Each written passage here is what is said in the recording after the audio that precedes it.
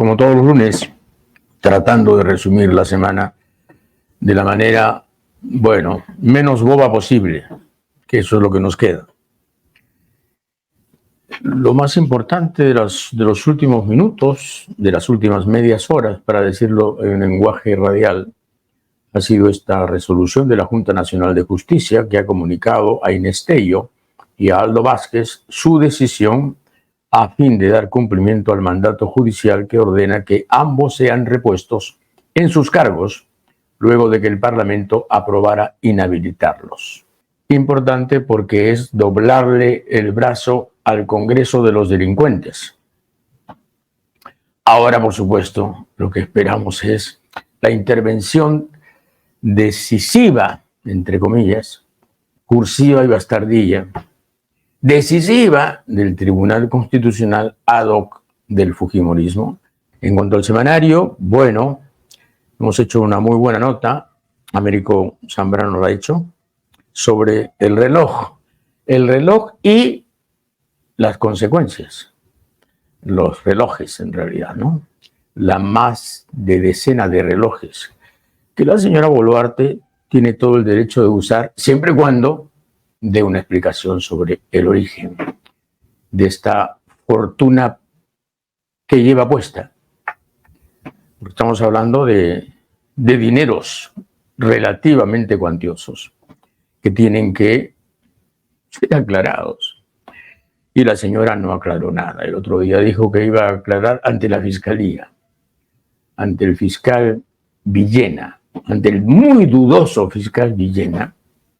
Muestra sus manitas limpias, pero no aclara nada. La señora va a tener que aclarar muchas cosas para que la gente no rebautice sus relojes Rolex como relojes Robex.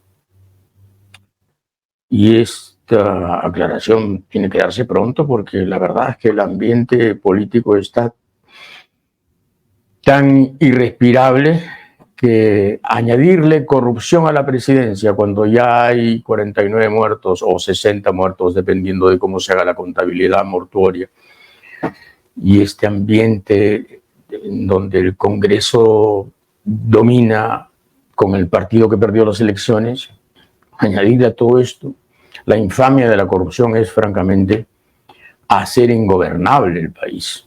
Tenemos como entrevistado a don Pedro Franque. ¿Cuántas veces, Pedro? Buenas noches, César. Encantado de estar aquí en tu podcast. Mucho gusto. ¿Y por qué ya no escribes tu columna, Pedro? No sé, he pasado por un periodo de sequía literaria. No sé cómo decirlo. Creo que el país me ha deprimido demasiado. ¿Qué te deprime más? ¿Haber sido ministro de un gobierno tan impredecible como el de Castillo? ¿O el contexto internacional de la izquierda en donde todo parece francamente lamentable? Bueno, las dos cosas que tú dices añaden, pero yo creo que lo que más me deprime es ver la situación política nacional, ¿no? Estamos gobernados por, no sé, los Rolex, no sé cómo decirte, con 50 muertos tirados en, ¿no es cierto?, por el Perú, ¿no? Sí, es terrible, ¿no? Estoy totalmente de acuerdo, ¿no? Qué indiferencia, qué frialdad, qué distancia. Pero lo hizo la vicepresidenta, convertida en presidenta, la vicepresidenta del gobierno al que tú serviste también, ¿no? Bueno, es una de las cosas más deprimentes, ¿no? Ver este cambio total de alguien que dice una cosa, ¿no? Hace campaña por una cosa, y luego termina diciendo y haciendo algo, digamos, absolutamente opuesto, ¿no? El otro extremo, digamos, ¿no? Sirviendo al fujimorismo y a la extrema derecha, digamos, ¿no? Alguien que supuestamente o decía cosas totalmente contrarias, ¿no? Y sin ningún rubor, ¿no? Y en el Perú que hay esta visión de los pueblos, ¿no? Es como, claro, ella es como de Chalhuanca, pues en Chalhuanca no puede poner un pie, ¿no? Porque dentro de los muertos hay gente del mismo pueblo, ¿no? ¿Hay salida para todo esto, este atolladero en el que estamos? La verdad no lo sé. Pensaba de que lo mejor era... Vaya que estás deprimido, ¿eh? Sí, la verdad. El mundo también me deprime, te diré, César, y no solo por la izquierda en el mundo, sino por el mundo, ¿no? La guerra en Gaza, digamos, ¿no? No sé, la inhumanidad de lo que supuestamente o parecía, o al momento pensamos era pues la civilización occidental, lo más civilizado del planeta, y ver uno de estos gobiernos supuestamente las cunas de la democracia que no pestañean frente a cientos de niños masacrados, miles de niños masacrados, y no sé, Biden, Macron, etcétera, no les mueve una ceja, ¿no? ¿Imaginaste en algún momento que Pedro Castillo terminaría así? No, la verdad no lo imaginé, pero tal vez no lo pensé demasiado. Y sí, poco después de que salí del gobierno, y en realidad algunos meses antes, ¿no? Antes de mi salida se veía ya un gobierno que no tenía, estaba hackeado y no tenía rumbo, ¿no? La situación era difícil, había que tener mucha capacidad de dirección, mucha conexión con el pueblo, mucha honestidad, mucha fuerza, y claramente Pedro Castillo no tenía, creo que ninguna de esas cosas, ¿no? Tú eres huérfano de Castillo y viudo de Verónica Mendoza. Bueno, viudo no, nunca hemos sido casados, pero no soy... No, me refiero no nos hemos divorciado tampoco. Políticamente. Para mí, el que me enseñó, el que yo reconocería más como padre de la política, fue Javier Díaz-Canseco. ¿Antauro Humala es de izquierda? ¿Antauro Humala es de izquierda? No. Es de, casi diría, de extrema derecha, me parece a mí. No veo cuál política propugna él que podríamos decirlo de izquierda. No le he oído ninguna política en términos económicos o de cambio social que sea realmente de izquierda, y lo único, no sé, yo la única idea que yo recuerdo de Antauro Humala es fusilar. Yo no le veo nada izquierdista a alguien que dice viva la muerte, la verdad. No le encuentro nada izquierdista a alguien que dice viva la muerte. Bueno, pero la izquierda está envuelta en muerte históricamente, ¿no? Los muertos de Stalin, los muertos de Mao, los muertos de la Revolución Cubana en la primera etapa. Antes hablé de orfandad, pero en realidad los verdaderos huérfanos somos los que como nosotros, o los que como yo, quiero decir, nunca vamos a ser de derecha, porque tenemos un ADN incompatible, pero vemos desolados el panorama de la izquierda, ¿no? En Cuba la gente está saliendo porque quiere comer. 65 años después la gente en Cuba quiere comer. Sí, Cuba y Venezuela son, y Venezuela es otro. Y Venezuela, en Venezuela, Dios mío, 6 millones de migrantes sociales por el colapso de la economía y por el robo y por la truanería del socialismo del siglo XXI. Entonces, de verdad que nos hemos quedado bien solos y bien fritos, ¿eh? Sí, yo por eso digo, tú me decías, ¿cómo dijiste que había dicho? Socialismo progresista, socialismo moderno, sí, ¿no? Me parece que esas visiones de una economía totalmente controlada por el Estado son visiones, yo diría, pues arcaicas, ¿no? Vamos a ver, Humala, de izquierda, que se pasó a la derecha, bueno, Alan García, que siempre fue de derecha, Toledo, que nunca fue ni siquiera de centro, ya no hablemos de Kuczynski, pero... Y en eso llegó el comandante y mandó a parar. Llegó Pedro Castillo, la izquierda popular, ¿no? Vaya, la izquierda rural. Llegó el caviarismo aliado con las rondas, para ser un país más igual, para ser un país mejor, en fin, ¿no? Y resultaron una banda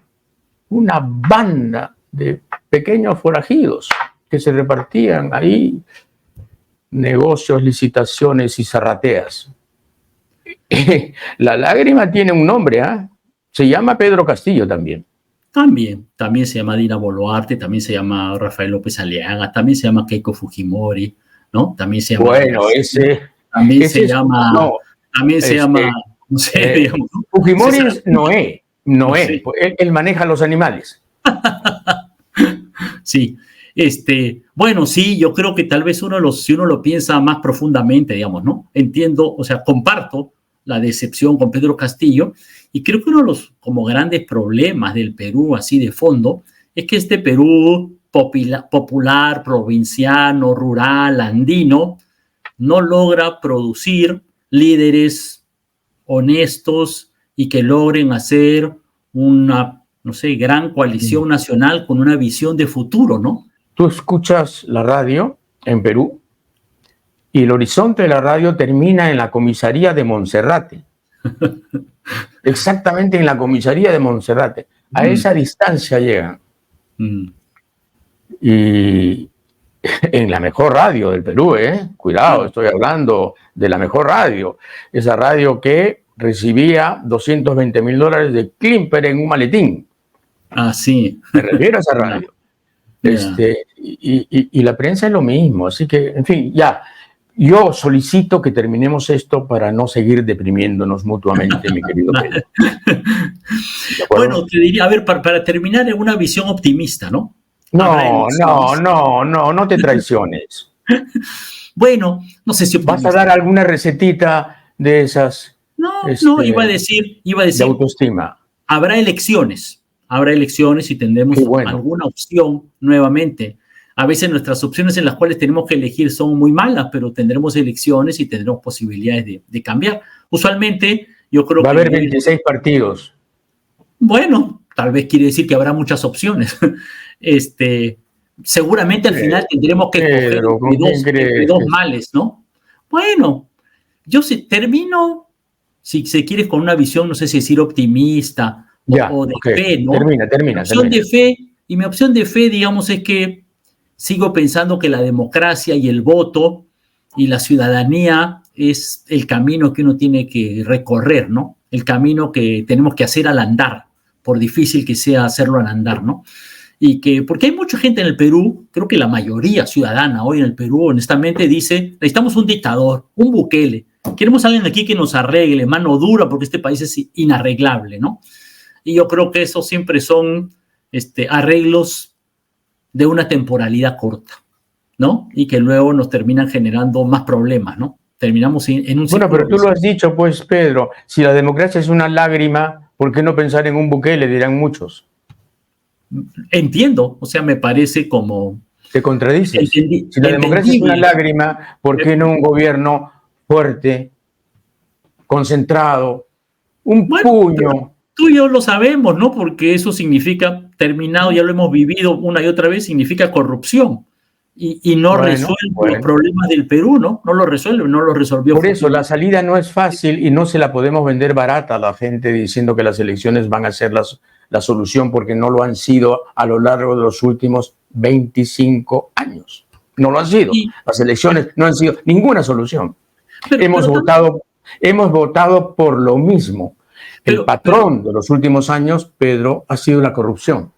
César, la corrupción y la desigualdad. La corrupción y la desigualdad. La Constitución sacrosanta, el nadie se mueve y la acumulación de tensiones sociales sin solución. Entonces, César, pero te diría esto. ¿Por qué tú y yo estamos ahorita haciendo esto? Y diría que estamos haciendo esto, déjame que te interprete o yo me manifiesto, porque pensamos que de alguna manera el pueblo, la gente que nos escucha, logrará un mejor entendimiento de los problemas nacionales y poco a poco, quizás muy poco a poco, lograremos una ciudadanía más consciente y unos mejores votos electorales y mejores gobernantes. Porque por lo menos así lo pienso yo. Con todo lo difícil que lo veo y lento que lo veo y con los años que uno carga por encima, ya piensa que posiblemente verá poco en la vida que queda, ¿no? Estaremos en la vida que nos quedaremos todavía lejos de donde quisiéramos estar, pero hay algo que pensamos que de alguna manera el transmitir ideas, ¿no?, a la población ayuda a un mejor entendimiento de la población y de la ciudadanía y que de alguna manera eso irá abriendo camino a una situación mejor. Quiero pensar, yo por lo menos por eso estoy aquí y quiero pensar que por eso también tú estás aquí, ¿no? Y hay un trasfondo de fe ahí, ¿no? Hay un trasfondo de fe ahí. Sí. Mi lema es ese, pelear hasta el final, aunque la batalla puedas considerarla perdida. Pelear hasta el final, no cejar, no rendirse. Muy bien. Yo creo que eso el pueblo te lo reconoce también, César. Quiero decírtelo, déjame decírtelo, ¿no? Creo que tienes mucho reconocimiento. Muchas gracias, Pedro. La verdad. ¿no? Pedro Franque ha estado con nosotros. Gracias, Pedro, como siempre. Un abrazo. Buenas noches, muchas gracias. Muchas gracias, César. Hoy día ha sucedido algo importante a nivel internacional. El Consejo de Seguridad de Naciones Unidas ha aprobado hoy una resolución presentada por Argelia que pide un alto al fuego en la Franja de Gaza, donde han muerto ya 32.300 personas, palestinos, como consecuencia de la ofensiva militar del ejército de Israel sobre el enclave. La resolución es importante, pero por supuesto, Israel no la cumplirá. Así de sencillo. Israel no la cumplirá. Y ya con esto de cancelar una visita oficial de 2 emisarios a Washington, ya asustó a la Casa Blanca. El lobby israelí que merodea de un modo tan cuantioso y tan eficaz la Casa Blanca, y ya hizo lo suyo. Biden debe estar con los pelos parados del susto. El lobby israelí pesa mucho, y lo que puedo garantizar es que Israel no va a acatar la resolución. Biden tendrá las pelotas suficientes como para seguir presionando después de esto, después de haber ordenado a su embajadora en la ONU que se abstenga para permitir justamente la resolución que acabo de comentar. No lo sé, no tengo la menor idea. Mejor dicho, sí la tengo. No va a tener la pues. Si me equivoco, el lunes canto la palinodia y me trago las palabras una por una y sin líquido. Nosotros llevamos hace tiempo aquí el Congreso de los Delincuentes. Por supuesto, no ha faltado quien diga qué grosería es esa, ¿no? Qué procacidad es esa, el Congreso de los Delincuentes. ¿Por qué se generaliza? No. Es el Congreso de los Delincuentes. ¿Hay excepciones? Sí, claro, hay excepciones. Pero básicamente es el Congreso de los Delincuentes, pero además activos. El Congreso peruano es una organización criminal, vasta, poderosísima, la organización criminal más, digamos, amenazante que tenemos. Porque legisla, hace las leyes, crea normas, establece parámetros, conductas, rige, gobierna. Una organización criminal que gobierna.